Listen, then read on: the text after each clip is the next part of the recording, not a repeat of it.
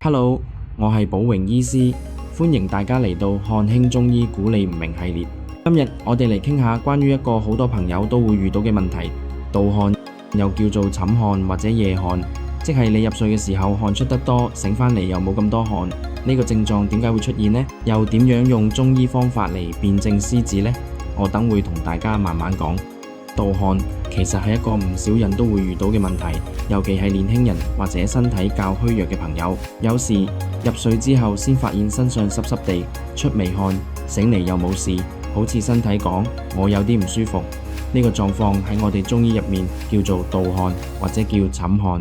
古代醫書《傷寒明理論》就有描述盜汗者為憤而汗出者亦，甚至素問都提到盜汗其實喺人體循環失衡或者虧損嘅表現。咁中醫點樣睇呢？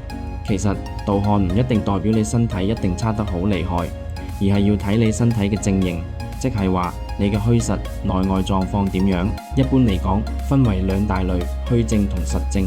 第一類係心血虛症，你會覺得成日心悸唔易瞓，面色唔精神，氣唔夠，腎疲弱，舌頭淡淡白，脈都偏虛。呢個就係長期唔好嘅血液，導致心氣亦虛，心液外泄，就會出現盜汗。呢個情況我哋多數會用龜皮湯配合補氣養血，加埋龍骨、馬畸幫助收斂汗液。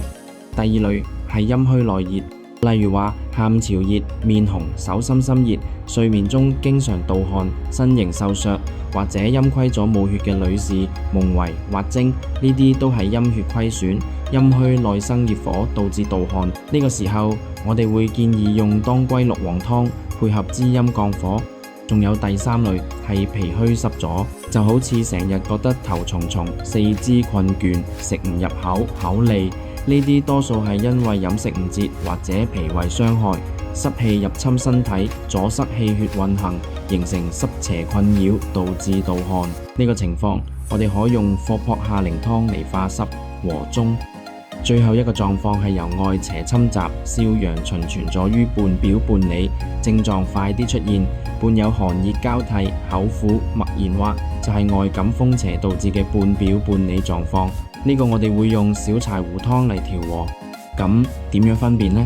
其實唔係所有盜汗都係陰虛，一啲資料提到盜汗亦各有陰陽之症，不得為盜汗必屬陰虛。所以喺臨床上我哋一定要詳細睇你嘅身體狀況，例如有冇外邪、內傷、陰陽失衡咁。